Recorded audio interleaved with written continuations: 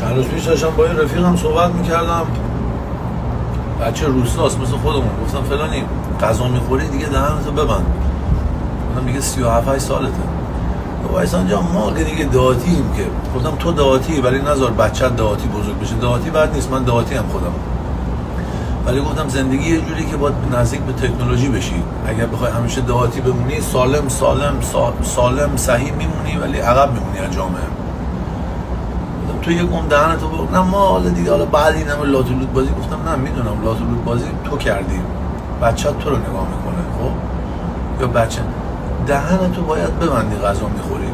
نگو که من که دیگه بابا چی ما دیگه نه نه نه نه نه. یه انبازی تا از انبازیات کم بکنی فاصله میگیری از اون بوی گند.